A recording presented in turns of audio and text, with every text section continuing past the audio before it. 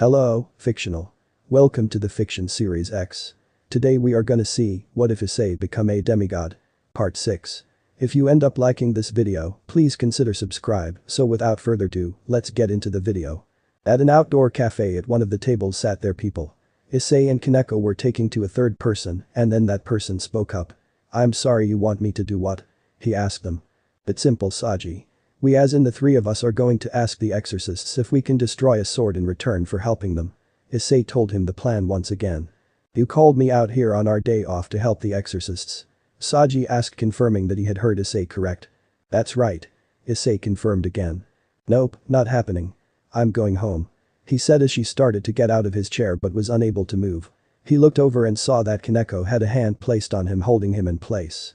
"Why me, why not somebody else? This is a problem for the Grimoire Peerage, not me.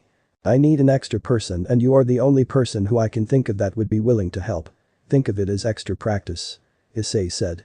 "Bullshit, when this plan of yours backfires I'm going to be on the hook here.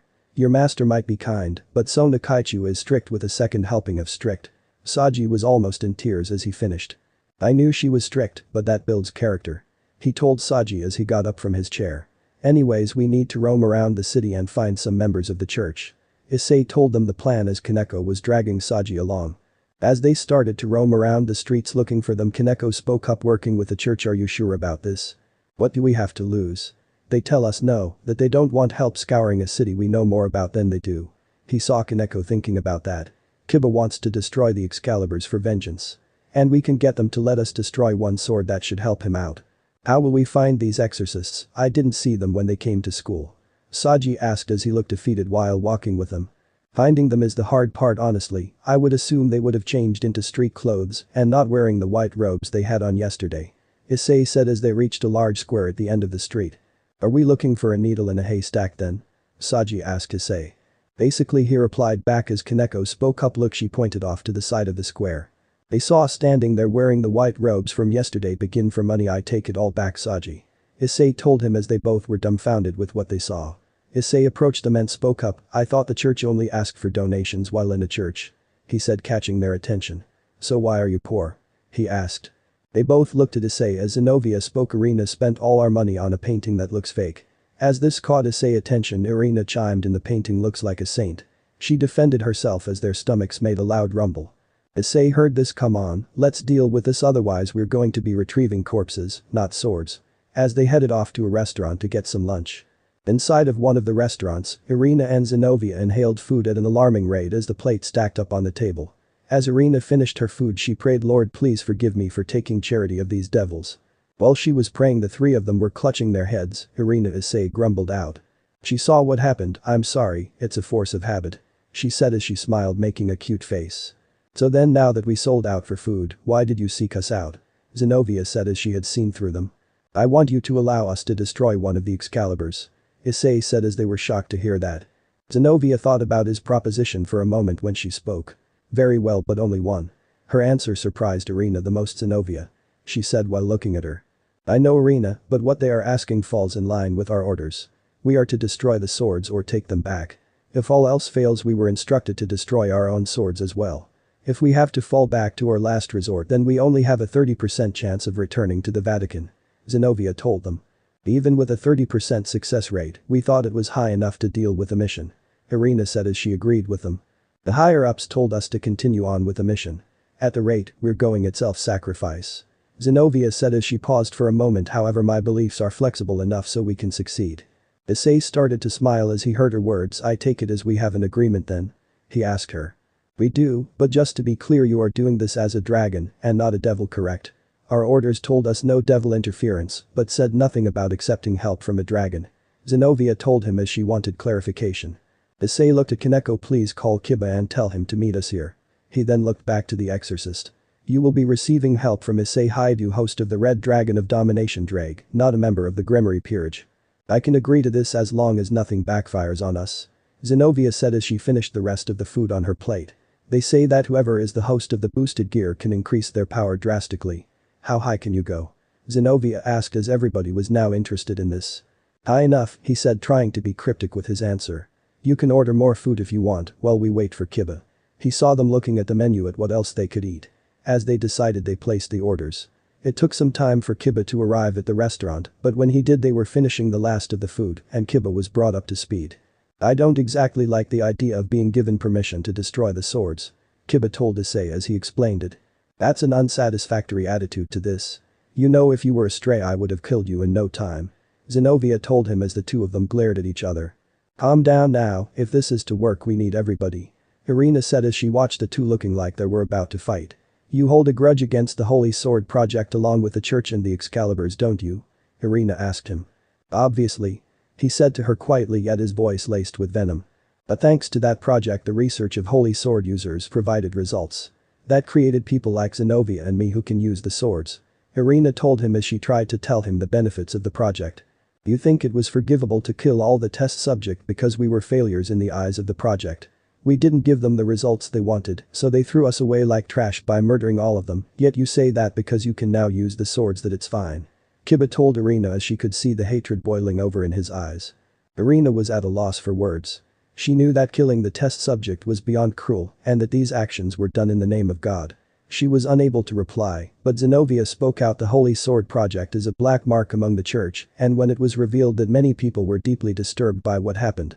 In the end, the man running it was found to have a problem with his faith. So he was charged with extreme heresy and excommunicated. He works with the fallen angels." As he heard this information, he wanted more information. "What is his name?" He had to know the name of the person who robbed so many lives. "His name is Valper Galilei, the genocide archbishop," Zenobia told him as she saw Kiba gain new determination. "As we are sharing the information I will tell you some as well. 2 nights ago I was attacked by a person who wielded an Excalibur. When I ran into him he had killed a priest. He was probably one of yours." As he revealed this information, this surprised everybody as he would openly give information out and the fact of the killings. "The person with that sword name is Fried Selson." Saji was clueless to the name, yet everybody else knew who he was. "So he's here," Zenobia said. "He used to be an exorcist of the Vatican. He was amazing for his age. But on one mission he killed everybody, even his allies, and was excommunicated for his actions." When she finished, she took out a pen and paper and wrote down her contact information. "Here is our contact info." Issei signaled for some pen and paper from them, but was denied. "No need, Issei, your mother already gave us your information," Irina told him as she held up a small paper with some writing on it. "I will have to repay you for the meal sometime later, Securite Issei Haidu," Zenobia told him as they were leaving. "Thanks for the food, Issei." Irina waved at him as Issei gave her a smile back. As Kiba moved over to the other side of the table, he looked at Issei. "What are you going this far?" he asked Issei as he knew his desires were of no concern of Issei. "We are a part of a group and that makes of comrades, and as such, I am repaying a favor from before," Issei told Kiba as he didn't look as he was convinced. "If you were to leave or come up dead, Rias would be extremely, and honestly none of us want to see that." Kaneko slid under the table to the other side next to Kiba and hugged him. "Please don't leave, it will be lonely without you," she said, making a sad face for an emotionless girl. As Kiba saw this, he hugged her back. "Very well then. Not to be the downer here, but do I have to be here as well now? I don't know all too much about what's going on," Saji asked as he tried to get out of this madness. "What do you know about the Holy Sword Project?" he asked Saji and Issei. "Nothing," Saji replied. "I know that it existed, but no details about it," Issei told him. Kiba told them the story of his time in with the church and how he was reincarnated as a devil. When he was done, Saji was crying from the story. "Let's get out of here, I have a massive bill to pay from those two," Issei told everybody. "We can meet up later and do a search," Kiba said as they got up and left. Issei went to pay the bill for the food, and when he saw the price his eyeballs almost jumped out of his eye sockets. 20,000 yen, they eat like dragons. He complained about how much they ate as the cashier just smiled at him as he paid the bill. Later that night, after Issei left the house for the night to go search the streets with everybody else, Rias and Asia were at home with Aphrodite as she opened a door to one of the extra rooms. "Girls, come here," she told them as she sat down in a chair and waited for them to come in. When they came in the room, she pointed at the couch. "Sit," she told them as they closed the door and sat down. "I want some information from you too," she told them as they both were confused as to why she was asking. "And what would that be?" Rias asked her. "It's about Issei," she said as they were wondering what she wanted now. "I know you two had sex with my son. I don't fault you two at all, as it would be hypocritical if I did. What I want to know is how you have been with him." As she said this, she saw their faces turn beet red. Rias was looking down at the floor as she spoke. "I love him," surprising herself as she admitted it out loud. "What about you, Asia?" Aphrodite asked her, wanting her response. Asia was twirling her thumbs. I do as well. She sputtered out as she was red as well. She smiled at the responses. That's good to hear. Issei is in need of girls like you too. Her smile changed to a more pervy look. So has he given you everything you want in bed? Riaz looked at her. Isn't that weird for you to be asking? Oh please, you're asking that as we are both from factions that practice incest. Well, I never have done it and neither will you. It's still a valid thing. I guess that's fair, but it's still weird. Riaz told her. He has, but he has been in control of everything. And do you know why he's in control? She asked as Riaz and Asia thought about it. As they had some ideas, but before they could say anything she cut them off. Issei, well, he may be a demigod now turned devil, he will always be a dragon. Dragons love to hoard things, and in his case he likes women. He is showing off his possessiveness of you too by giving you what you want. Tell me, has he ever told you to no to anything? They looked at each other thinking about her question as they were drawing a blank. Are you asking if he has said no in general? Asia asked her. Aphrodite shook her head. No sweetie, what I'm asking is if he had told you no to something you wanted. She waited for the answer. She already knew. No, nothing ever. Asia said as Riaz agreed with her. When she heard the answer she smiled. Would you like to tame a dragon then? With Issei. Issei was walking into the church by himself while on the phone. Sorry about this, Oz, but I have other work tonight. I'll make do to our contract later when I have some time. When he hung up the phone he saw everybody standing there and dressed in black priest outfits. When he caught up with them, Zenobia threw him a coat that matched the others. When he put on the overcoat and buttoned it up, Irina pulled out a map and was showing off where they were going to start searching for the night, along with where the devil group would search as well. After they left the church they split up and started combing the streets. They walked around the populated areas, but so far they were having no luck in finding anything. As they drifted out of the housing section, Saji spoke up. We're not having much luck here tonight. Yeah, it's just been a quiet night. Should we go somewhere else? Issei asked the group. Maybe a less populated area would be the best choice. Kiba told them. You know a good area? Issei asked him as he nodded. Let on then. They reached an unpopulated area and when they felt chills of holy power. I think we are in the right area. Good call, Kiba. Issei told him. It smells like blood here.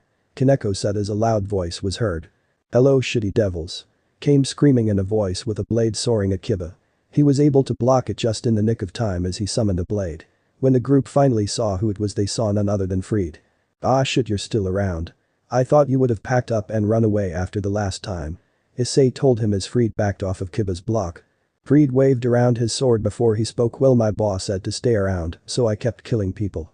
As Kiba charged in to continue the fight, Fried started to yell again. My boss also wants to kill you, so that helps. When Issei heard this, the boosted gear called out boost. When the call was said, Kiba and Fried accelerated their speeds and clashes of metal could be heard all around the area. Issei saw that Kiba was slower than Fried. He needs to go faster. Kiba charged at Fried, but when he swung his blade, Fried disappeared and reappeared behind Kiba with frightening speed. Die! Fried yelled out as Kiba blocked his downward strike. Kiba was forced to crouch down as he tried to block the attack, but Fried led off the attack and disappeared in a flash again as Kiba did the same. When they became visible again, Saji sprung into action as a black lizard appeared on his hand. Line! Saji yelled out and a giant line appeared from the lizard and wrapped around Fried's leg, causing him to fall face first on the floor. When he rolled over he struck the line repeatedly with his sword, but it had no effect as the blade bounced off. Issei, however, ran on the other side of them to get to Kiba. He placed his hand on his back. Transfer Drag yelled out, causing Kiba to have a massive power surge. With this new fountain of power, he stabs the blade into the ground and yells sword birth. When Fried heard this he stood up and saw a circular wall of blades closing in on him. He started to slash at the swords, breaking them as they got closer and closer. As Fried kept slashing, a new figure appeared from the darkness. Sword birth, the infinite sword gear. It's been a while since I have seen it. The man said, wearing white priest robes. Old man Galilei, that you? Fried asked as everybody knew the name. Valper Galilei. Kiba screamed out, the hilt on his sword shattered from his grip. That's me. He replied. Fried used the element and stopped playing around with them. Fried did as he instructed as his blade started to glow, and when it did he swung it down, slicing clean through the line around his leg, causing Saji to fall over from the loss of tension. Fried took the opportunity to charge at Kiba with his newfound powers. But before he could make it where, he was intercepted by a new contender. Zenobia appeared out of nowhere, blocking his attack with ease with her Excalibur. You found the heretics. She said as they applied more and more power to their attacks. Fried sells in Valper Galilei, I will cut you down in the name of the Lord. Fuck him, you bitch. Fried said as he shoved her away and retreating back to where Valper was standing. You had one job, get rid of the church spies, and you failed, we're leaving. Valper told him as he pulled an item from under his robes and threw it on the ground, blinding everybody. When they regained their vision, Kiba and Zenobia leaped away, running off into the distance after them. When they calmed down, two lights showed up behind them, one red and one blue. "You're screwed," Issei said quietly to Saji as he felt a familiar presence. That was an interesting spike in power. A voice said as Saji and Issei turned around to see Sona and Tsubaki, along with Rias and Akeno, with their respective circles behind them.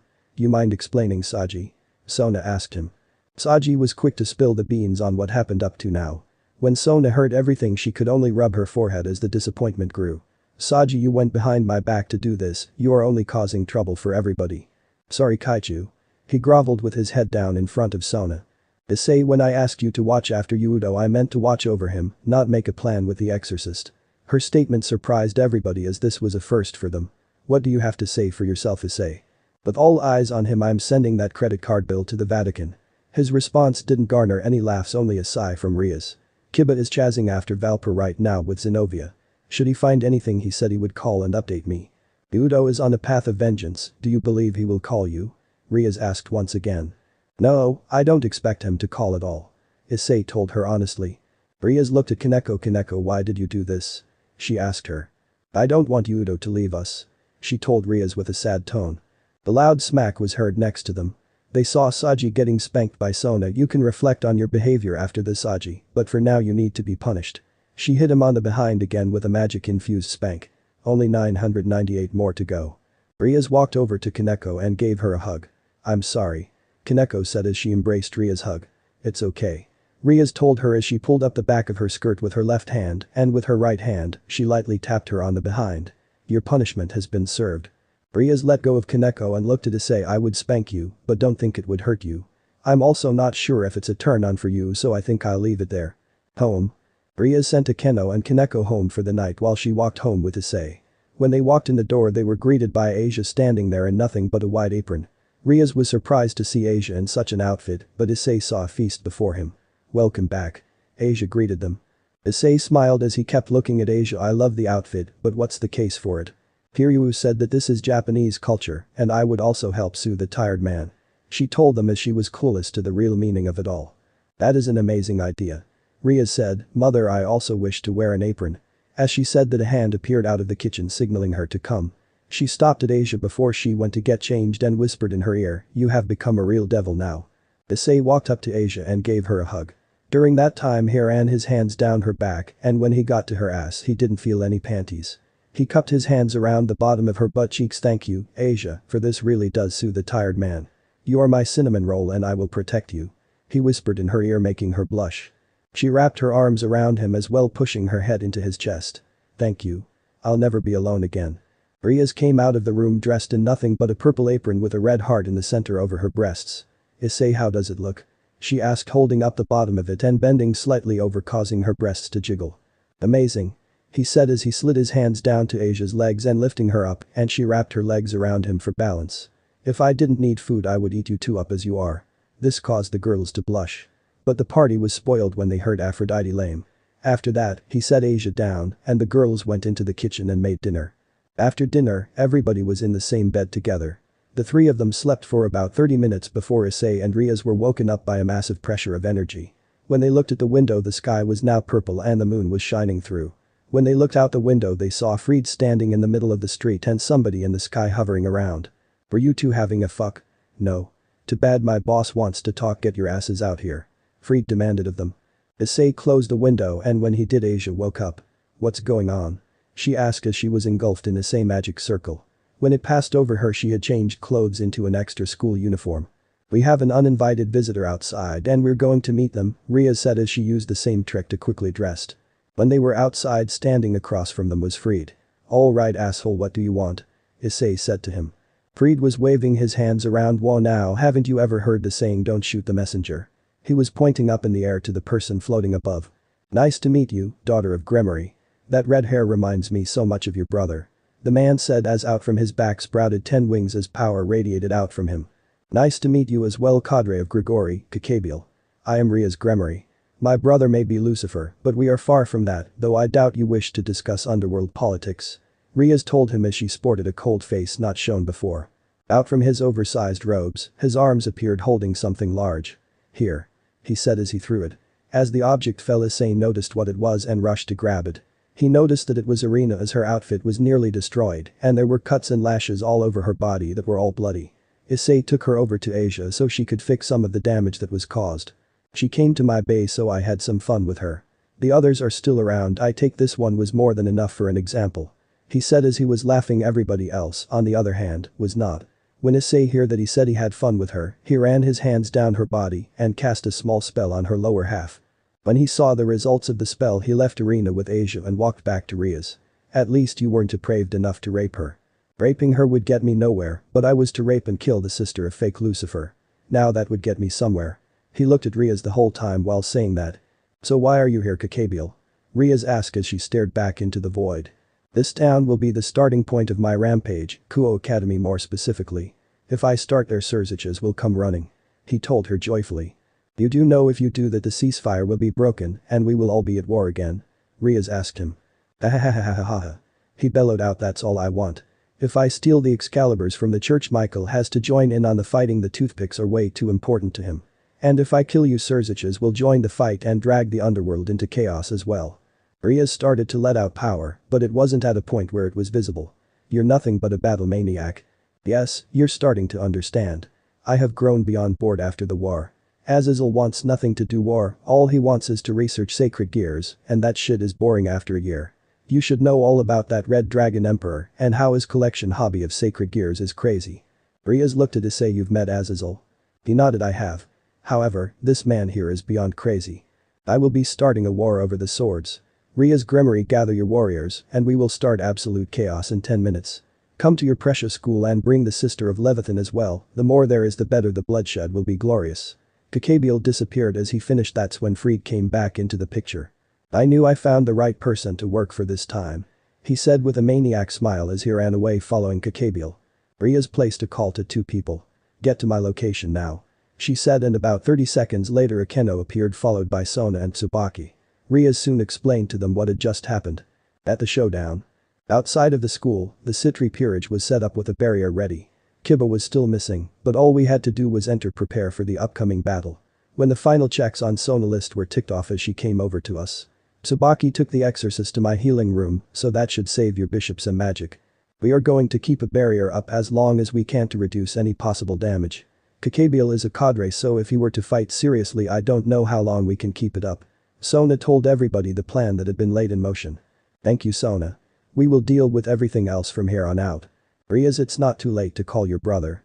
Sona knew it was for the best, but Riaz shook her head. Did you call your sister? Riaz asked her, but right before Sona could say anything she was interrupted. I have already informed Lord Lucifer of the situation. Akeno told them. Akeno, why? Riaz tried to scold her, but she wasn't having anything. Riaz, I know you don't wish to be a burden on him. However, this is a matter well beyond our control. An enemy leader has appeared in your territory and there is no harm asking for help to deal with this. Akeno knew it was the right thing to do, but a lecture was the only way to do it. I understand. She said. Thank you for that. Akeno then spoke to Sona. Surziches said it would take 1 hour to assemble his reinforcements. 1 hour is. Very well, we will keep the barrier up in the name of House Citri. Sona gave her vow. If we have 1 hour then we will be on the offensive from the start. Once we enter the barrier we should get his attention.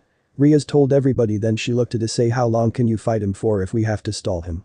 Issei thought about her question. I can stall him for the hour depending on how long he wants to play.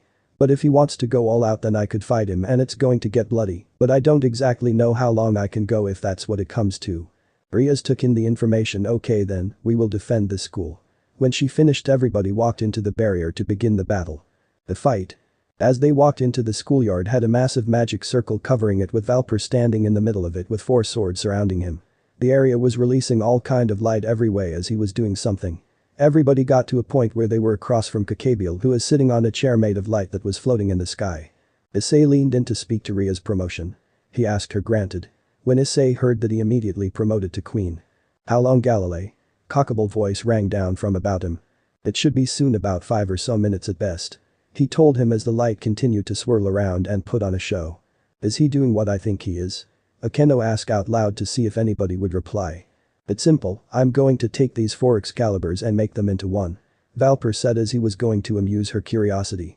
Kakabiel looked down at Riaz. Who is coming to your defense, is it Surziches or even Seraphol? No, don't tell me you got me both of them. We will be fighting you in their absence. Ria said proudly. That pride, however, was misplaced as he waved his hand and a small beam of yellow light impacted with the gem, blowing it to a million tiny pieces. That's no fun. Well, I guess you can be my entertainment before the fun begins.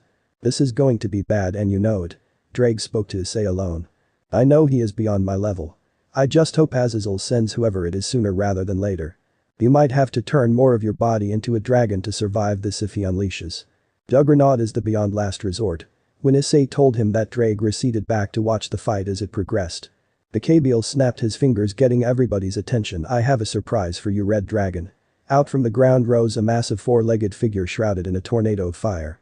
When it fully appeared, it had legs the size of trees and 3 heads on it. Cerberus. Ria saw the massive figure as its howls was so loud it shook the area. Boost. So you bring the guard dog of hell to this skirmish. At least you were considerate to bring one of the younger ones. Issei got ready to attack the monstrosity, but Riaz grabbed him. I'm going to have you support us. Riaz told him, just build up some power for now so we can use it. Okay, that's not hard. He told her as another boost went off. Boost. How much can you transfer? She asked. I can transfer quite a bit, but we still have the delay. Riaz thought about her options. Okay then. She jumped into the air and spread her wings out. Akeno. She followed suit as this got the attention of the Cerberus. One of the heads spewed fire from its mouth at them as they dodged it. After Akeno dodged the flames, she sent a bolt of thunder down, causing the dog to flinch for a moment. Riaz took the opportunity to summon multiple volleys of her power of destruction. When the attacks impacted, it burned the fur of the dog and knocking them down on the ground. She continued to strike the beast as it tried to get up as she pinned it down. The Kabyl saw this and summoned a second dog from the pits of hell. When it came out, it ran after the first thing it saw, Asia. Issei caught on to this and picked up Asia and ran away with her as Kaneko leaped into the air and kicked one of the beast's heads. With Asia far enough away, he saw Kaneko riding one of the heads like a bull while trying to tear out its ears. They can't do enough damage to keep them down. He said as he looked at Asia. Stay away from this as much as you can. He told her as he ran off to help Kaneko. When he reached the one Kaneko was on, she was flung the one head into the air only to be eaten by another mouth. The mouth that chomped down on her tried to close all the way. It was unable to and slowly opened as she was forcing the jaws to open as she was pushing on the roof of its mouth with her feet. When the mouth opened far enough, she leaped from its grasp, escaping from it. Her uniform was almost destroyed and she was covered in slobber now. Cerberus retaliated by swinging its massive paw at her, but Issei was in the way and punched it away. This caused the dog to twist around and fall on the ground. Asia took the time to start healing Kaneko. Are you okay, Kaneko? Asia asked as the scrapes disappeared from her arms. Don't worry, I'm fine. When the Cerberus got up, fire formed in all of its heads. When Issei saw this, he prepared to counter the attack. But as Cerberus jumped, the fire in its mouth died out as blood spewed everywhere. Above the dog was Zenobia with her Excalibur. Looks like I'm here in time. As she said that the laws of gravity finally won in her descent, she gave another swing down into the monster, severing it in two. When the body fell to the ground, Riaz and Akeno saw the body. The demons are no match for a holy sword. Akeno said. Riaz saw Zenobia starting to cut through other Cerberus that had just spawned. I hate to admit it, but having that holy sword around right now is extremely helpful. Riaz said as Akeno agreed to it. Boost. As the coal rang out, the gauntlet glowed green. Issei saw this as he spread out his wings. Ladies, it's time. He yelled out and flew to them. Once he reached them, he stuck his arm out. Touch it. When they put their hands on the gauntlet, transfer. Roared out, sending the power to them. As the massive flow of power coursed through their bodies, it took them a moment to get used to it. A green aura radiated off of them, magnifying the demonic powers. We can do this. Akeno said as she held her hand up, summoning a massive amount of thunder. Akeno pointed the circle to the direction of Cerberus, but it even knew better and tried to run away. As it was running away from her blast, it was skewered by 100 swords coming out of the ground, pinning it in place. Stay. A voice said as one of the last Cerberus was struck with a massive amount of thunder magic, shaking the whole area as a small earthquake happened. When the light of her attack faded away, Kiba was standing there as the swords disappeared. With only one more beast left, Riaz took the opportunity to kill it. She summoned her power of destruction and feed some of the power she was given to it and launched it at the dog. Unlike the previous dog, this one had no chance of escape, and when the attack stuck, it vaporized it immediately. Clap clap clap was heard. That was an impressive show you put on. Kabyl said as he watched from his throne. Enough of this. Riaz yelled out as she threw another blast, using up the rest of the power at him. Kabyl merely smiled and batted the attack away with his hand. The power crashed into the ground, taking out a massive chunk of the ground. He stood up from his throne to think that the power of the Red Dragon Emperor could make you this strong. This is a development I do enjoy. He said as he was laughing. It's done.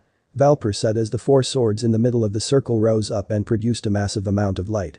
Bacabia looked down and saw the swords merging together and started to applaud the work. The four swords will become one. He told everybody as the swords merged together, creating a new amalgamation of blades.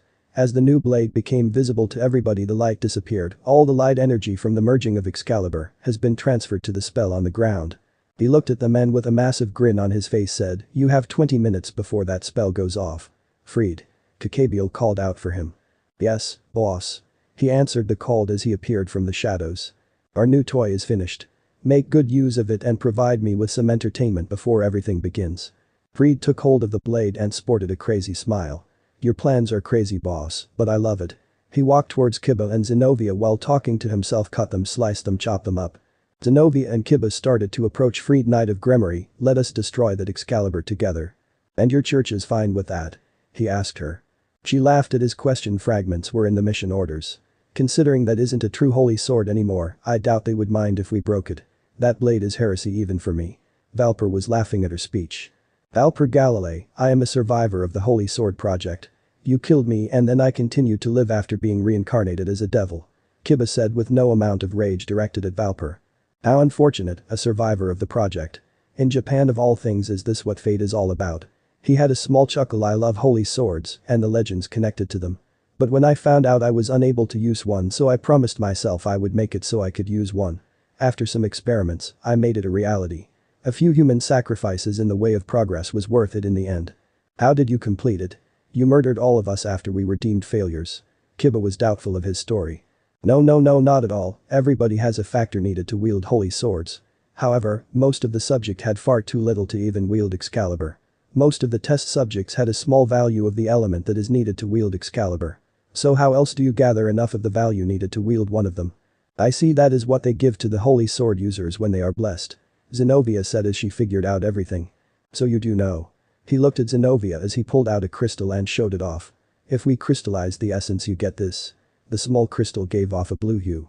"Even with this research, the idiots in the church banished me for heresy and took all my work. You can use destruction, so someone in the church continued my work. Leave it to Michael to be a hypocrite to continue my work. You killed my comrades and took the element from them all, so anybody could use holy swords." Kiba's voice was laced with anger as he waited for an answer. "I did. This is my last one." Freed took 3 to be able to use 2 swords. Valper told him. "Oh, that makes me feel all warm and fuzzy inside knowing that. It was fun to watch the others died as they failed to take the crystals," Freed said as he was stroking his blade. Kiba's whole body was shaking as his anger levels rose. "How many of you did you sacrifice for your experiments?" Valper threw the crystal he was holding at Kiba. When he grabbed the crystal, it started to glow blue everyone as a tear rolled down his face as the whole school was bathed in blue light. Soon after, figures appeared from the ground behind Kiba, latching onto him. All different heights, some males and other females. Souls of the dead appearing from the crystal. He must be the catalyst for them to appear. Okeno said as everybody watched what would happen next.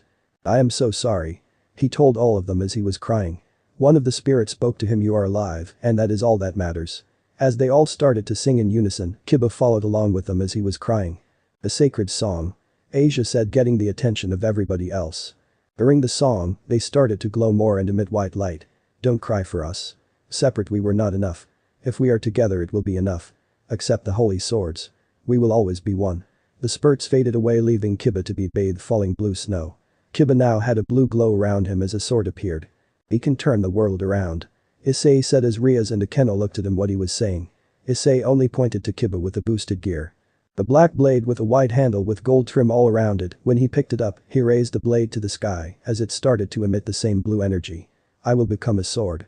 I shall become the sword that protects my comrades. I call upon sword birth." From the hilt of the demonic and holy energy that swirled around the blade. When the blade re-emerged, there was a line of demonic runes down the center of the blade. He pointed the sword at Freed. "Balance breaker, sword of the betrayer." Kiba charged at Freed at a massive speed. Freed used the power of his sword to keep up with him as they were exchanging blows. During the exchange of swords, Freed got slower and slower to the point where he had to stop using the speed. "Stretch my sword." The blade started to twist and contort as if it was alive. The tip of the blade split into multiple heads as they zoomed to Kiba. With a few simple blocks, the strikes were sent back to Freed with no hassle at all. Why is this not hitting you?" Fried yelled out, your power is unrivaled, so why is it failing? Zenobia shoved Excalibur destruction into the ground and stuck out her right hand and began reciting a chant. Saint Peter, Saint Basil the Great, said Dennis, and the Holy Mother Mary. Please hear my voice. Bass away from her hand distorted as another sword came out of it, chained down. I release you, Durandal. The chains shattered, revealing the massive blue sword. When Zenobia said Durandal, everybody saw why they had sent her to come here. Oh, fuck. Issei said as Rhea saw the blade. Durandal. Impossible, you were using Excalibur. Valper said as even Cacabiel was excited to see that blade. I am the wielder of Durandal. I was chosen to be the holder of Excalibur destruction. She said, making Valper mad. Nobody should be able to wield Durandal through my method. You're right, nobody can. But I can use it naturally. She said as she adopted a two-handed pose. Durandal cuts anything I swing it at. She poured power into the sword as it radiated massive amounts of holy power. Your talk is cheap. Fried said as he swung his blade, making 4 tips of the sword charging at her. When they got close to her, she gave a simple swing of Durandal and it shatters all of the mimics that were attacking her. What the fuck, you stupid bitch. You broke part of my sword. He was fuming as Zenobia charged at him. Swing the blade down. He narrowly jumped away. Dibba followed after Fried, chasing him down. With one might swing, Kibba attacked Fried. Kibba's attack slicked clean through the Excalibur and even cutting Fried in the shoulder, arm and ribs. When they landed on the ground, Kibba saw the shattered sword all over the ground. Our power has surpassed Excalibur. Kibba then turned to Valper and pointed his sword at him. Prepare yourself. Valper saw the blade laying across the floor as his eyes were as wide as they could be. Holy and demonic powers don't mix. That's impossible, how can they merge? He then knew, he figured out the truth. If there is no balance, then the Satans and God have to be. Cacabiel threw a spear of light at him, killing him instantly. As his body crashed into the ground and the light spear disappeared, Cacabiel got off his throne as he was flying. Valper, you were too smart for your own good. But that was for me to say. He then looked to Issei. Red Dragon, give as much power as you can to someone, I don't care who it is. Rhea was not happy about his declaration. Are you giving us a chance? Don't mess around with us. She said. He started laughing from that don't mess around. Do you honestly think you can defeat me? His gaze pierced through everybody like the gravity of the area was turned up. Issei had his hands up in the air. Of course you think you can beat me. Just give some power and we can see how this goes. Ice, give me as much as possible. Rhea said. Boost. 1 minute for full power. He told her. After the time was up and Issei had boosted as much power as he could give off. Rhea interlocked her hand with Issei as he transferred the power to her. Transfer. When she received the power, the green aura around her was much denser than it was earlier. The sheer force of the aura made her skirt sway in the wind while her hair was almost standing up from it. Everyone looked on as the surge in her power was able to be felt everywhere. Ha, yes, that's what I want to see. He yelled out, you have some good magic power right now. You might even be ultimate class with that. Now Rhea's Gremory, show me that power. She placed her hands out in front of her as her circle appeared. When it did, a massive black bowl of her power of destruction appeared with it had a green hue around it. Once she poured all her power into it, she yelled out Beggin. And fired her attack at him. As the blast landed, he was holding it back with some signs of it being stronger than he expected. Nevertheless, he powered through the attack until Rhea's could no longer feed the attack more power. Impressive for the little sister of a Satan. He ripped the rest of the attack in half, dissipating its power. Lightning. Akeno yelled out while sending an attack to Cacabiel. Before it could hit his body, he wrapped his body in his wings, blocking the attack in full. Your power is nothing compared to Barakiel. Do not speak of that man to me. She pumped the last of her power into the attack as it fizzled out. When the attack stopped, he opened his wings, causing a huge gust of wind. To think that you became a devil, Barakiel must be proud of you. He descended to the ground for the first time. You have interesting servants. Rhea's Gremory, Holy Sword Project, reject the daughter of Barakiel, and even the Red Dragon Emperor. Your tastes are about as odd as your brother is. You insult my servants and my brother are Satan. I will have your head for your insults. Rhea was seething with anger as he berated her peerage. Ahahahaha. Pissing you off is fun. Cacabiel smiled as he laughed at her. Even with the power of the Red Dragon, you were unable to injure me. So how would you take my head? He asked her, waiting for a reply. When she opened her mouth to reply, he cut her off. You can't. He told her. On the other hand, Red Dragon, why have you not attacked me? Issei walked towards him with his finger pointed himself. I assumed you wanted to fight the Satan sisters. He said as Kibba charged to the left of Cacabiel to attack him with his newly formed sword. Cacabiel, however, conjured a small spear of light in his left hand and blocked the attack. As Kibba struggled to gain any gains in his deadlock, Zenobia had the same idea as Kibba, only to end up with the same result. Durandal cuts anything, however, it looks like the user has some performance issues. With his mere strength, Kakabiel put some force into repelling her. When he pushed Durandal off the spear, the force used sent her flying away. As she rolled around on the floor, his focus went back to Kiba. Your holy demonic sword is impressive, but it has some flaws. Cracks had formed in the blade, and Kakabiel put just enough pressure to shatter the blade. After the blade broke, Kiba disengaged from the fight to summon two swords. He charged at Kakabiel, swinging his right sword to make contact with the light spear from before. Once it did, he thrust his left sword at his face. As the blade came mere inches from his mouth, he grabbed the blade with his hand. He pushed the blade away from his face and snapped the blade in half. Kakabiel reached for Kiba's left arm and grabbed it, and when he did, he spun around and threw Kiba in the direction of Zenobia. Kiba slid on his feet as he was thrown but was unable to stop until he hit Zenobia. Kaneko during this time had snuck around back and leaped into the air to attack him from the air. Unfortunately for her, when she came in the striking distance, he grabbed her leg and threw her across the ground as she rolled around and bounced off the floor before she stopped near Ria's. You fight well for people who lost their leaders, Kakabiel said as he watched the three of them try to stand up. Boost. What are you talking about, Kakabiel? Riaz asked him. Why did you say I lost them? Zenobia asked him as well. Boop, slip of the tongue, he said. Boost. Answer me. Zenobia yelled out as she was barely able to stand up as she clung to Durandal. He started to laugh at them. I'm starting a war, so I might as well tell you the truth, he said as a massive grin appeared. At the end of the Great War, the four Satans died as well as God. Everybody was shocked to hear this revelation. Boost. Impossible, Zenobia muttered as she is having a harder time standing. There's no way God is dead, you're just crazy. Riaz is shaken by this fact but was still composed. The end of the war brought an end of the four Satans, many high-class devils, most of the lower angels and fallen, and two dragons. With God's death, pure angels can no longer reproduce and even less fallen. And with the lack of high-class devils, the population tanked to a point you had to rely on humans to survive. The words that he laid out had shaken everybody to their core. Asia had fallen to her knees, shaking from the truth. The leaders who took over after took great strides to conceal the fact that they died. The truth was hidden from humans who are believers of God. Other factions outside of the three even conceal this fact from humans. Liar. Zenobia screamed at the top of her lungs as she had lost all ability to stand. Boost. Asia barely got up as she was supported by Kaneko. If God is gone, then where does his blessings come from? She asked. Michael took over that. He herds the remaining angels and humans while maintaining the system. But because he is not God, your blessings and exorcisms are not as powerful as they used to be, but still function. That is also the reason for a holy demonic sword. Without God or the Satans, a power like that would never exist. Boost. Asia passed out from hearing the revelation. Zenobia could barely function. Issei walked towards Kakabiel. Seeing this, he spoke out, I'm starting a war, and taking your heads will be a nice start. But dealing with a dragon emperor to start off with gets me excited. Boost. Azazel asked me to stall you till somebody could deal with you, Issei said as Riaz now had even more surprise stacked on top of what she had been hearing. He wants you back alive, Issei said as took a fighting stance a bit away from Kakabiel. And you think you can stop me? Your limit is known to many. Kakabiel looked down on Issei.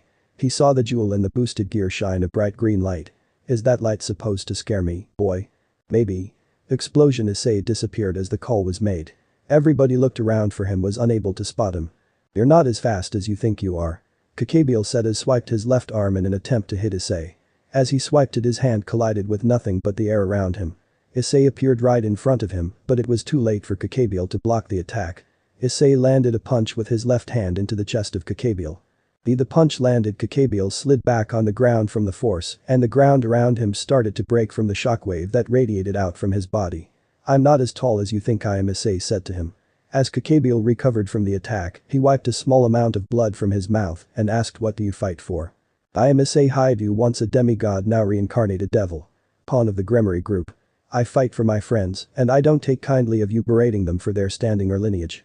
The fact that wishes to start another war conflict with the wishes of the rest of the world. So I will use the power and standing of the Red Dragon Emperor to deal with you, Issei said loud and proud so everybody could hear him. How progressive of you. A new voice came from above them. Woes there? Kakabiel shouted as he looked up to find the source of the voice. The power that came from the voice sent shivers down everybody else's spine. Soon after, the barrier around the school shattered as a white light descended from the sky. Small crystals of energy rained down on the area that was left of the barrier. The light expanded rapidly only to reveal white-plated armor with blue jewels all across the armor and blue wings made of pure energy. Vanishing dragon. Did Welsh draw vanishing here? Kakabiel asked as he started to charge an attack and spread his wings out and leaped into the air. Before he could move his arm forward to attack the new person, they had attacked Kakabiel at a high speed, leaving a path of light for what he was to where he is now. He sent a single kick into the back of Kakabiel, blood to spew out of his back and feathers to fly everywhere. As Kakabiel stood up and looked at the armored figure, it started to talk as he looked at something in its hand. Black wing of a crow, but yours is nowhere near as dark as Azazel's. My wing. Kakabiel yelled out as he again gathered power. Yes, the sign you fell from grace. But as you are now, you scurry on the ground walking like mortals. You have use for wings as you are. You dare oppose me vanishing. I will rule this world. Kakabiel power skyrocketed as thousands of spears appeared in the sky. He held out his hand and a wave pulsed from his hand divide. The power around Kakabiel disappeared along with all the spears he conjured. I am Albion and my sacred gear is the divine dividing. Taking away your power is as easy for me as doubling the power of Welsh. Kakabiel quickly summoned another spear and threw it at vanishing. As the spear traveled through the air, he stuck his hand out again and a call rang out. Divide. He walked towards Kakabiel. Divide. Divide. Each attack divided his power in half, and by the time he got to Kakabiel, a simple kick was more than enough to defeat him. How? How is this even possible? Kakabiel tried to stand up only for him to fall flat on his ass. I was told by Azazel to bring you back to the Grigori all costs. Your little charade here has caused more problems than it's worth, he told Kakabiel. Issei walked over to where they were at and stood in front of Kakabiel. Tell me now that you're near a power where even Kiba could kill you. He pointed to Kiba. How does it feel? He asked him with a smile on his face. Kakabiel to stand up once again as Issei spoke. This is for them. Welsh Dragon Balance Breaker. Issei was now clad in his red armor. He pulled back his fist and punched Kakabiel in the head, causing his head to bounce off the ground. Issei released the balance breaker to see that Kakabiel was sprawled out over the ground with his wings still out as the vanishing dragon walked over to him and picked him up. He saw Fried laying on the ground as well and went over to pick him up as well. Are you going to ignore me, White One? The jewel on the boosted gear pulsed with each word spoken. I was trying to. The jewels on vanishing armor pulsed in the same way. It is our destiny to fight one day. Dryag said with pride. It is, but my host has more important things to deal with. Am I the only one of the four of us who don't give a shit about this fight? Issei asked as it got quiet real quick. Shut up. Shut up, Drag and Albion said at the same time. Anyways, we have to leave. Maybe we can fight sometime later, right now just looks like a bad time for everybody. That sounds fun, see you then. That's stronger, Haidu. The voice under the mask said, I wish to fight you again. No thank you, Vali. The now introduced person turned back to look at Issei. It's not like I don't know who you are. As the White Dragon Emperor left, Issei returned to the rest of the group. Kiba was lost in a trace as his mind was pondering about everything that had transpired up until now. That's when he felt a finger poked his face. Ground control to Kiba. He looked over to see Issei there. Congratulations, you leaped over a barricade that blocked your life. You are now free to continue on without the restraints of the past. Issei he tried to say something, but nothing came out. Don't think too hard about it. Issei told him as he was pointing everybody else. You have bigger issues to deal with. Kiba walked over to the others. Kiba, will you be returning to the club? Asia asked him as she was worried about him. Udo. Ria said with a smile, I'm glad that you came back and of all things, you reached your balance breaker. Ria's everyone, I betrayed you and I know that an apology will change nothing.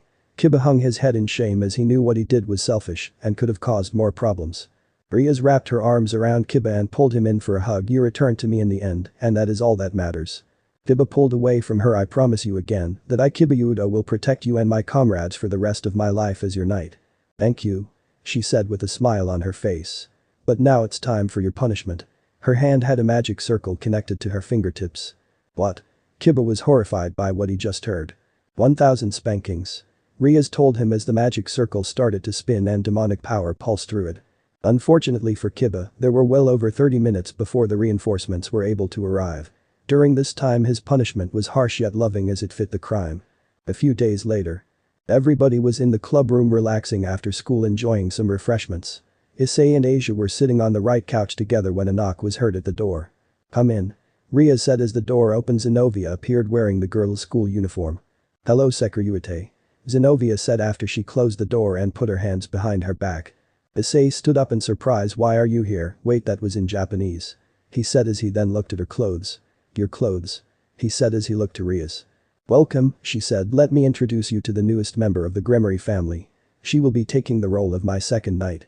When everybody looked at her, a pair of wings came out of her back and then retracted back. She reincarnated as a devil.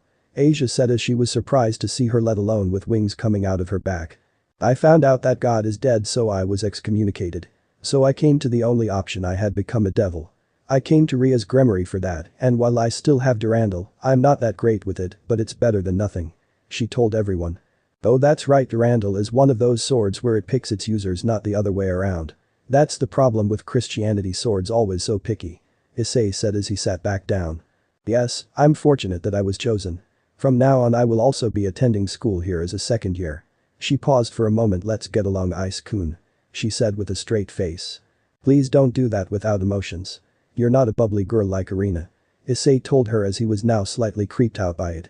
I was trying to imitate Irina. I guess it's harder than it looks.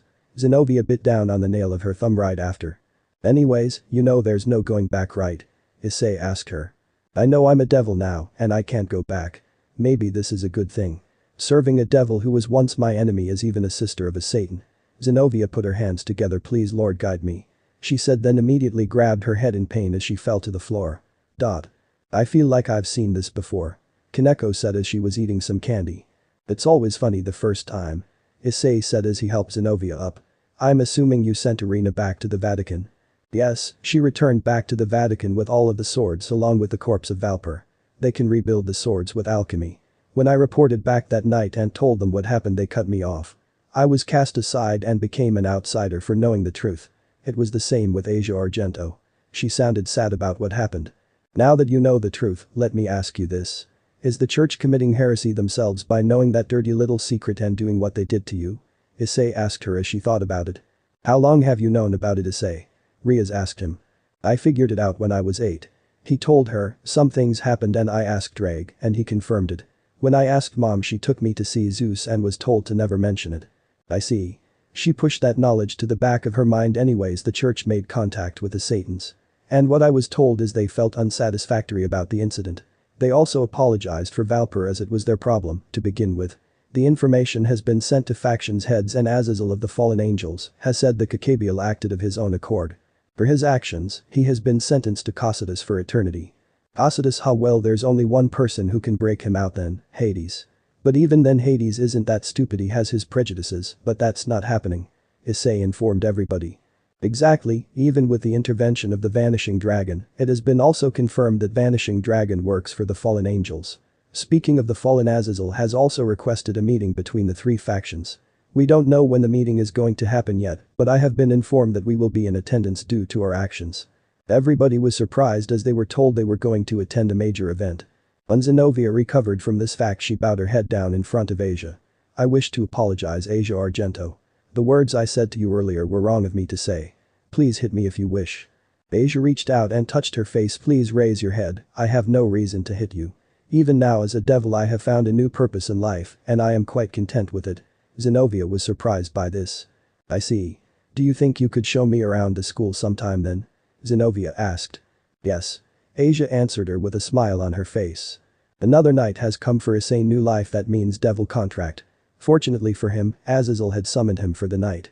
The same as last time, the contract revolved around playing video games, something they both could enjoy. So what's up? Issei asked as they both grabbed a controller. Just looking to play some video games tonight, Azazel said he was looking for something to play. Oh, you actually have free time? Issei asked as Azazel started up Contra. It's nighttime so I do have some time to play.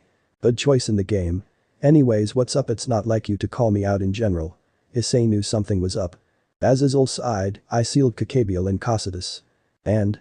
Issei tried to pry out more information. All is not well in the world as it would seem. No shit, what's new? Issei saw he was trying to skirt around something. Fine. Once again this stays here. Issei nodded. We interrogated Kakabiel for information when he came back. Tortured. Issei corrected him. Interrogated, you heard me right the first time. Azazel gave him the stink eye. Anyways, if what he had to say was true, there is a terrorist group out there and they haven't revealed themselves yet but are gathering forces. I see, that could be bad. Among other things about my faction, he did say something I don't quite understand. He said that the book is a series, but the problem is the same. He looked at Issei. It was directed at you, so I assume you know what he's talking about. Do you know what Freya is looking for? He asked Azazel. I've heard she looking for something, but what nobody has been able to find out. There's a reason for that. Around when I was born a book was found that detailed the sex god sex life in every detail. As time went on more and more books were found. Recently I found mine by dumb luck and a horny girl. We still don't know who made the books or anything about where they were made. All we know is we have most of them. Issei told him as both of their eyes never broke away from the TV. So that's what she is looking for. He set the controller down and looked at Issei. So how close are the details in the books? It's beyond detailed. He said as he paused for a moment. The girl who had mine is a notorious pervert in school and even she was using it as spank bank. Azazel started to laugh. That good huh? He asked after he calmed down. Apparently so, Issei said. Anyways we have another problem. And by we, I mean me in the end. As Azazel slid him a diamond for payment for the night's contract. Azazel lifted an eyebrow and looked at him. And that is? Princess Riaz isn't happy that you're here. Issei said as he picked up the diamond. And how exactly does she know I'm here? He asked. Issei held up a diamond as he was looking at it. Besides me a brand new devil coming in with hard gemstones that are worth more in money than all the other contracts combined. She isn't dumb. It was easy to put two and two together. I see, Azazel said as he got up. Well, I have permission from Surzich's so that's her problem. Anyways I have to head back for a bit so we're going to have to cut it short for the night. He said as he teleported away shortly after Issei followed suit. When Issei got back home he saw Riaz waiting for him. So how was your time with Azazel? She asked as he placed the diamond for payment in her hand. Issei shrugged his shoulders. We played some video games then he left. I don't like that he's here. She said as she was mad. Yeah but his money is nice, Issei told her as he wrapped his arm around her as they went upstairs. Few days later. Summer had started and Riaz, Issei and Asia were walking to an apartment complex in the city. When they got there Zenobia was standing outside with a bag slung around her shoulder. Good morning Zenobia. Asia said as she waved to her. Morning. She replied back. Nice place you live here. Not far away from school and other things. Issei said as he looked at the building. Riaz got me this place and it is far more lavish than I am used to. Zenobia told Issei. You're in devil territory so you have no issues. As for your living areas. I can't have one of my peerage living in subpar conditions. Riaz said to Zenobia. As they walked to school the sun beat down on them. Issei took out two small umbrellas from his bag and opened them up. He gave one to Zenobia as she and Asia looked confused. Issei it's not raining. Zenobia said as Issei swapped sides with Riaz so she was closer to the girls. In Japan, people use umbrellas for blocking the sunlight during summer. They make umbrellas a multi-purpose tool. Riaz proudly said to them. That's weird. Zenobia said as she held it up. Every country has different traditions. Did you ever do missions as an exorcist in America and see how much different things were there compared to Europe? Riaz asked her while trying to impress them with her knowledge of Japan. Zenobia thought about it for a while as they walked to school. Well look at you, Issei said as he patted Riaz on the back. Knowledgeable of some of the little things in Japan. Why thank you Issei. Riaz was happy that she was praised for it. As they reached the school they walked to a back portion that had the school pool. In America, they drive on the right side of the road while the rest are on the left. So is it better to be different? Zenobia asked. Not always, sometimes it is and others it isn't. What she said is you need to think outside of the box. Japan does things other cultures don't or they do it differently. Everybody is different and you need to find that for yourself. Issei told Zenobia as he pointed to the green streak of color in her hair. But you have already thought about it and acted upon it. All you have to do is reflect what you did it. As they reached the pool Akeno Kiba and Kaneko were already there. When they looked at the pool it was all full of leaves and was in need of some maintenance. That's when Riaz spoke up. Alright everybody as you can see there is a pool in front of us. Everybody gave her a slight nod and for our work with Kakabiel we get first dibs on it.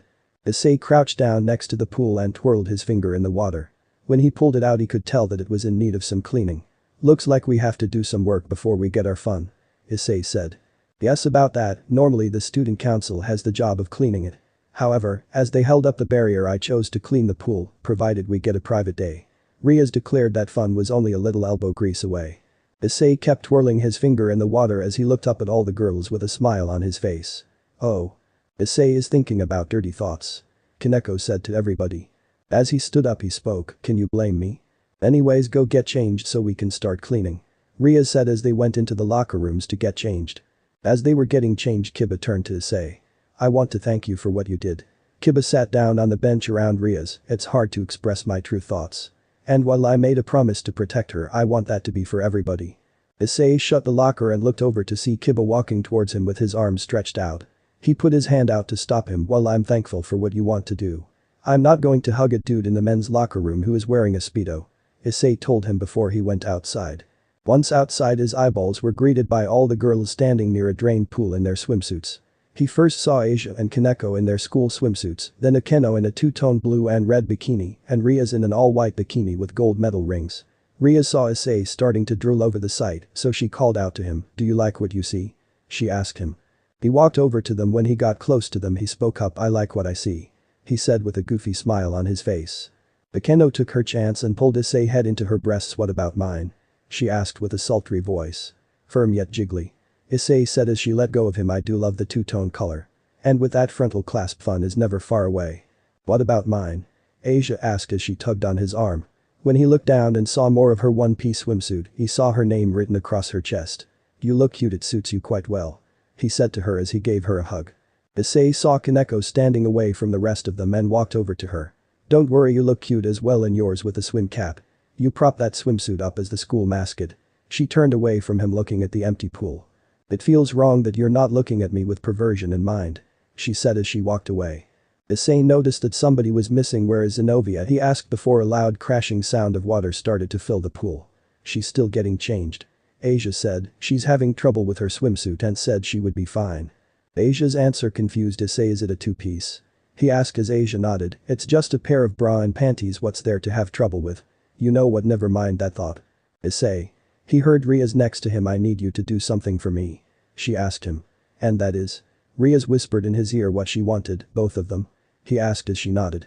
Issei walked down to the other end of the pool with Asia, where some towels were laid out already as Kaneko was sitting on the edge of the pool looking in. Issei sat next to her with his feet in the water. "Do you want to go swimming?" he asked Kaneko as she kept looking down into the water. "I don't know how," she said as Issei slid off the ledge and into the water. Once he was in the water, he turned to her. "It's okay, I know, but I'm going to teach you," he said as he held his hand out. She reluctantly took his hand as she slid down into the water. As she was getting her bearings on floating in the water, Issei told her how to move her legs. When she was ready, Issei led her down the pool as she was still holding her hands. After a few laps up and down the pool, she had more than enough time swimming. As she got out of the pool, she traded place with Asia. Just like Kaneko, she didn't know how to swim, so just as before, Issei gave her a lesson in swimming. After they got out of the pool, he sat down next to Kaneko and Asia, who were now laying down on their towels. During this time, Riaz and Akeno were racing each other to see who was the fastest up and down the pool. As Issei watched the race, Kaneko surprised Issei. "I'm sorry for having to teach me how to swim," she said. "Don't be sorry," he told her as he patted her on the head. "Everybody needs to learn how to swim sometime." As she soaked in the sun, Asia fell asleep from her lessons. When Issei looked up from the girls, he saw a little bat flying next to him holding a bottle in its feet. He took the bottle from the bat and then it disappeared. When he looked over to Ria, she was on the other side of the pool in the shade sitting down, signaling for him to come over with her right arm covering her breast and her bra in her left as she was waving it at him. Issei got the hint quickly and walked over to her. When he reached her, "How may I rub you?" he said to her. "How flattering," she said as she smiled. "We devils can get sunburned easily and I need you to solve that problem for me." Issei poured some of the oil on his hands and rubbed it over her legs, coating the front of her legs. As he worked his way up her body, he slowly rubbed the oil into her stomach as he emitted heat from his hands. The heat that came out wasn't too hot but just warm to make everything feel that much better. Riaz felt this and she was feeling good, and then Issei got to her breasts. He cupped one of them and with his other hand, he gently rubbed the top. He kneaded the oil in slowly and eventually rubbed her nipple in the same manner. Once the one was coated, he swapped the other breast and did the same thing just as slowly. When he let go of her breasts, he looked at her face and saw that her face was red. "Why did you stop?" she asked as she regained control of her breathing. "Because I still have your back to do, so lay down," she said softly in her ear. When she went to lay down, he grabbed her bra and put it under her breasts as she rolled over. He got back to work as he spread more oil over the back of her legs. Working his way up her backside, he got to a point where he sat over her legs, so only her ass and above was exposed. Oil drizzled out from the bottle all over her back, and just like before, he slowly rubbed it into all of the pores on her skin. The heat he pumped into her was making her lightheaded from the pleasure. Her tipping point finally reached when he places his thumbs on the base of her spine and rubbed her slowly up and down. Issei poured more of his heat into her to push her over the edge, and he succeeded. Riaz had fallen asleep from the sensual massage. Akeno had watched the whole the time, and when Issei finished, she got behind him, pressed her breasts into him, and she wrapped his arms around him with one hand landing on top of his crotch. Issei felt her breasts as it was skin to skin, and her nipples were poking into his back. He pulled his hands off Ria's and with his right hand quickly moved his right hand over her left as it was hovering over his crotch. Hello, Akeno, from what I can feel you like what you saw. So what can I do for you? I want you to rub oil all over me as well. She said as she tried to pull her hand away from his crotch. Issei kept her hand in place. I can do that for you. But it will only be your backside. But I wanted you to. Dottie cut her off. I want to have some fun as well, but first what you're grabbing for. He pushed her hand onto his swim trunks as she felt the outline of his beat through the shorts as she was also able to feel his balls as well. When she let go him he got off Ria's and turned around to see her face was not as red as Ria's was. Lay down. He told her as he pointed at the towel next to the one they were at. As she laid down face first he got up behind her just like he did with Ria's. He unclipped the back of her top, letting the sides of her breasts fall out. Soon he began to rub the oil all over her back as she felt the warm sensation between the oil and his hands. As he rubbed her shoulders she felt the heat go up. Why are your hands so warm? She asked him as he kept rubbing the spot on her back right where her bra would be. His hands curved over her sides as his fingers touched the side of her breasts. It's the perks of my mom's power and dragon skin. He told her as his hands moved back up and then down to her ass. Akeno moaned quietly. I wanted you to touch them. Issei pushed his thumbs into the base of her spine right above the top of her bikini. He slid his thumbs away from her causing her toes to curl. His hands moved back down to her bikini as he put his index fingers under them and pulled down her underwear. When he pulled it down to just below her cheeks not revealing anything else she moaned again. I wanted you to play with my chest. She said as he was rubbing her ass. He leaned over her laying over her whole body and turned her head so one ear was up and he could see her face. I know what you want. He whispered in her ear as heat radiated off his body the same way his hands did. Ria's told me you're into BDSM. Her face had gone red and her eyes were starting to flutter. You want to strip me naked and tie me down. Also you can have your way with me. He pushed some of her hair out of her face as Issei saw she was almost asleep. I bet you also wanted me to bend you over Ria's desk, pull down your lacy panties and eat you out all so I could penetrate you while Ria's watched. Or maybe you would eat her out at the same time. Akeno was now asleep with a smile on her face. Maybe I will grant that for you later. Issei pulled his body off her and pulled her bikini back to where it was before so it covered her up. As Issei got away from the two girls Dryag spoke to him, she has been holding that inside for a while now. Issei sat down next to a door. I think she wanted me to take her right there. I thought about it but decided it should be on my terms. The upside is you remember you're a dragon and the one in control. And the downside? Issei asked. What downside? Gremory is on board with your plan. You got a point about that. He heard another voice outside. Hi out to Issei. He looked up to see Zenobia standing in front of him. Why is it so quiet around here? She asked him. Everybody is asleep for the most part. Don't ask why though. He told her as he took a look at her swimsuit. It was a green and gold set that didn't leave much to the imagination. Anyways, what took you so long? He asked her as he was looking at her swimsuit. This is my first swimsuit. So it took me some time to put on. She said as she looked at it herself as she slightly shook her tits. Do it suit me? I like it, it goes well on your body. When Issei said that she showed some emotion of happiness because of it. The real question is what took you so long? It's just a swimsuit, not like you're getting into a fancy dress. Like I said, it's my first one. She answered him back as he held up his hand stopping her. You have been wearing a bra since you were 9 to 10 right?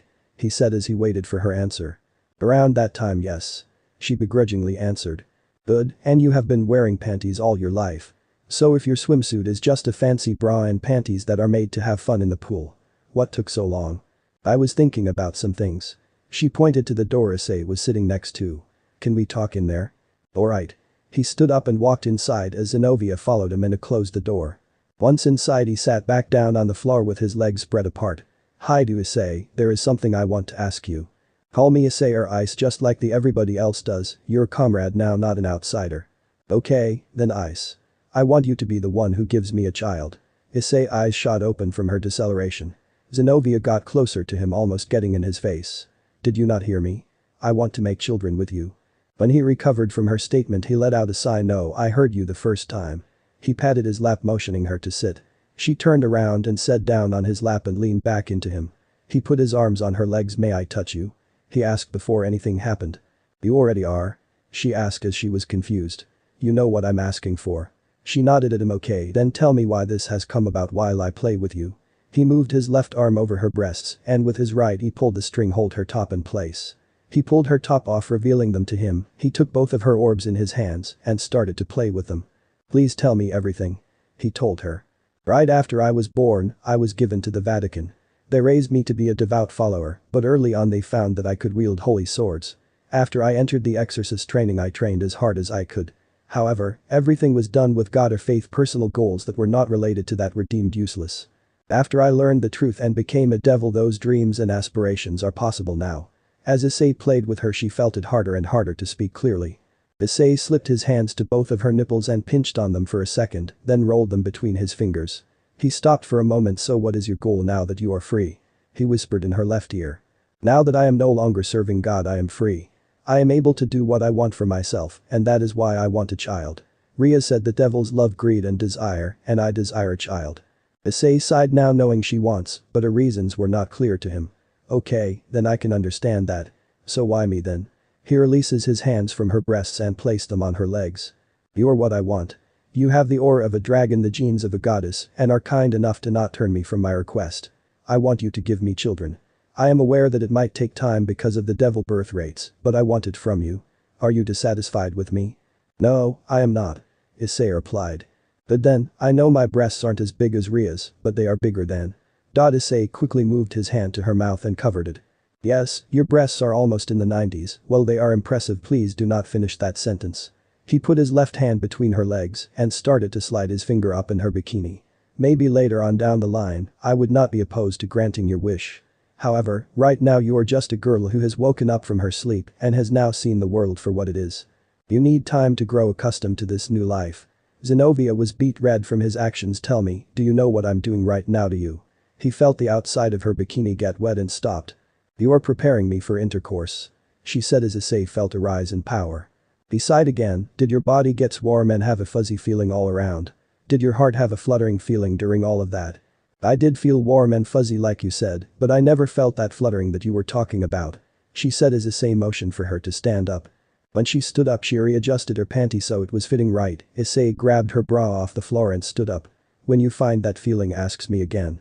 He then whispered in her ear, I want to make somebody jealous so just follow along and don't say anything. He backed away from her ear and swung her bra around her and waited. You can come in now. As he said that the door opened up as Ria Zakeno and Asia came in as the first two were still topless. Issei connected the back of Zenobia bra so it stayed in place, then pulled the ties around her neck and loosely did it.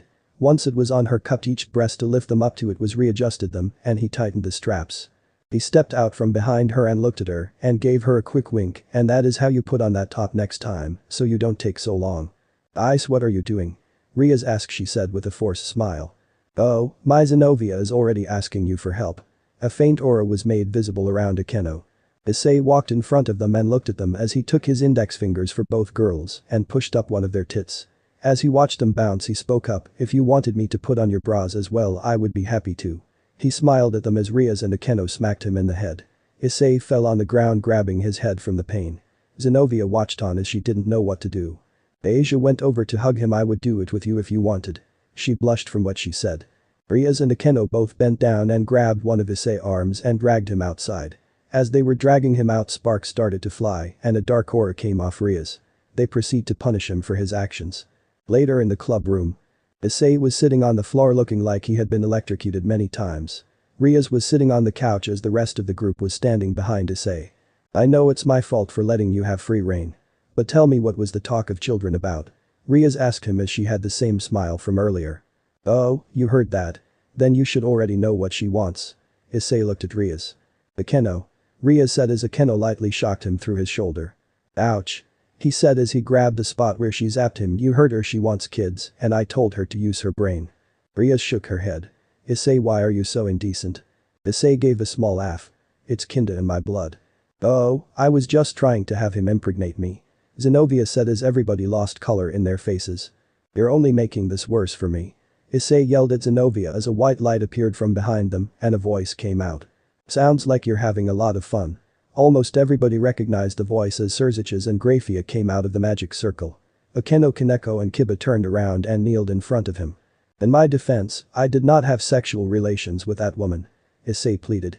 Surziches laughed at Issei's defense as he motioned for them to stand up. History reveals itself and with that line, I'm not so sure about your innocence. Ria stood up and greeted him. Brother. She said as everybody turned around to Surziches and Grafia. Akeno Kaneko and Kiba kneeled before him and Asia and Zenobia were starstruck by him as he just stood there. "You two are Asia Argento and Zenobia Corda, correct?" he asked both of them. Asia froze for a moment as she processed what was happening. I am," she said. "Good to know, thank you for helping my sister. Your healing powers are impressive and a major increase in Ria's group," Surzicha said to her as he smiled at her. "Are you the Mao they speak of?" "I am Zenobia." Zenobia asked of him, not knowing exactly who he was. "I am Surzicha's Lucifer, one of the 4 Mao. I received a report that Rias had reincarnated a new knight, let alone the wielder of Durandal. I doubted the fact when I first heard it, but seeing it now is interesting. Tell me, why did you become a devil?" "I never once thought I would become a devil, I always believed I would be a member of the church. Reincarnating to the side I had killed many of is bold." She paused after she asked the question. "Maybe I was desperate, but when I made the choice something was better than nothing." Surzicha smiled at her. "My little sister has found some interesting people. Zenobia, even though you were just reincarnated, your doubts are understandable, you will eventually find your own path, but for now, support the Gremory household as a member of Ria's peerage. If the Mao asks that of me, then I have no choice but to do it. I don't know how capable I will be, but I will do the best I can." Hearing her resolve, Surzicha again smiled at her. "That's good to hear. Brother, why have you come to visit us?" Rias asked him. "What, I can't come to visit?" he said as Rias frowned. "You know that's a poor use of your time," she told him. "Don't worry, I'm here on personal business." He waved off her doubts. "You know that classroom visits are coming up, don't you?" he asked as her face turns to the side of horror. The flyer appeared in his hand as Rias looked at him. "Grafia. How could you?" she shouted. Grafia responds to her. "Reports from the school come to me, as such I report them to the Gremory household. Along with being queen of Lord Lucifer, I report them to my master as well. Being a Mao is hard, but I do get time off. I just want to see your studies, and father is going to come as well." "You took time off for that?" she asked him. "Partly, I am also here officially here as well to inspect the meeting place," he said as everybody was keyed into the word meeting. "Then the 3 factions are going to have a conference, and if the inspection passes it will happen here." "Here?" she asked as she wrapped her brain around it. "Yes. Azazel is already here under my permission." Everybody but Issei and Rias tensed up, so he raised his hand. "Don't worry, Azazel is the exact opposite of Kakabiel, you have nothing to worry about him," he reassured them as they calmed down. "Anyways, it's going to be dark soon in Grafia and I need to find a place to stay for the night." Issei put up his hand. "You want to stay with us?" he asked. "At home?" As they walked into the door, Issei called out, "We're home and we got guests," he said as he took them out the living room. "Oh?" Aphrodite said, "Did you bring home another girl?" Issei thought about his answer as he looked behind him at Grafia, then quickly turned back. "Yeah, you could say that." As they walked into the living room. When they entered, Aphrodite and Goro were sitting on the couch next to each other. She saw Surzicha and Grafia standing behind them. "You know, when I asked that question I was joking." She pointed to the couch across them. "Please take a seat." "Oh, and Rias," she said, getting her attention, "would you please?" she asked of her as Rias grabbed a hold of Issei's cheek, pinching it as he squealed out in pain. When Surzicha sat down on the couch, Grafia stood right next to him. This caught the attention of Goro. "Lord Lucifer, how nice of you to greet us." Aphrodite greeted him. He held his hand up. "It's Gremory right now, I'm here on personal business." "Oh, that makes much more sense now." Goro said, "I was wondering if you had any relation to Rias as you both have that red hair." But that cleared everything up. Surzicha smiled at the mention of Rias. "Yes, Rias is my little sister. I want to see how she was doing with you." Aphrodite smiled. "Rias and Asia have been beyond anything I could have hoped for." "Rias has been nothing but an Goro stopped before he could finish. "Right, forgot about that, but you know what I mean. I'm not exactly used to deal with the supernatural." Surzicha waved him off. "It's fine, I take no offense to it.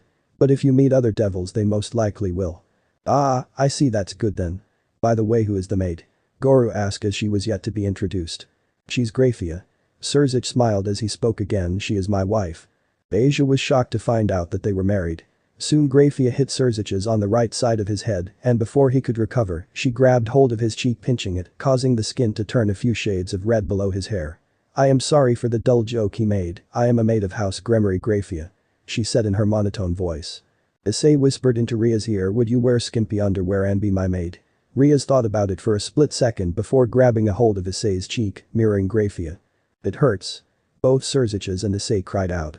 Goro looked at punishments. "It must be in the family." Surzicha was rubbing his cheek. "So if you're here for personal business, would you be here for classroom visits?"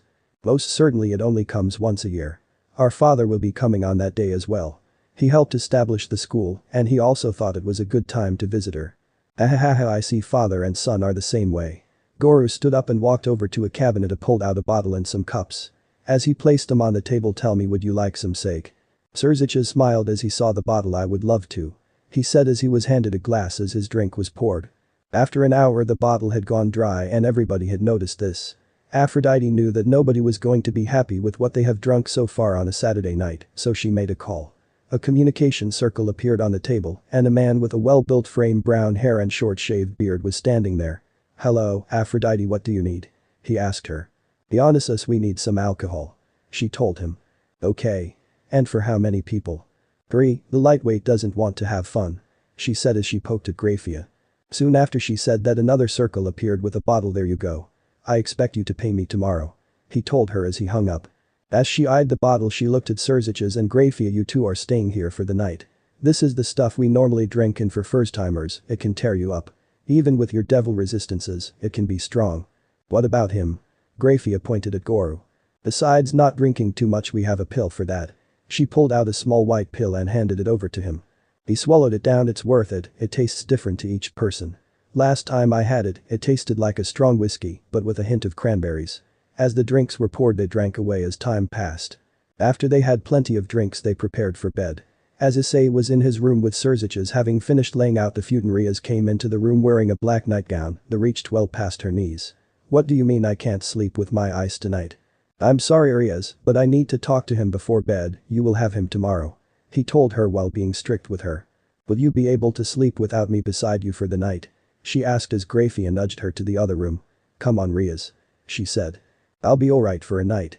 Issei said as he waved at Riaz as she was being guided the other room with Asia by Graphia. As the door closed Issei cast a sound barrier as Surziches laid down on the futon. I didn't know Riaz had a nightgown. He said out loud as he said laid down on the bed. So what did you want to talk about? A couple of things actually. How was your time with Azazel? Surziches asked him as he looked up at the ceiling. Not bad, it could be worse. At least he didn't want to experiment on me. He said as he remembered the last time he was at the Greiger.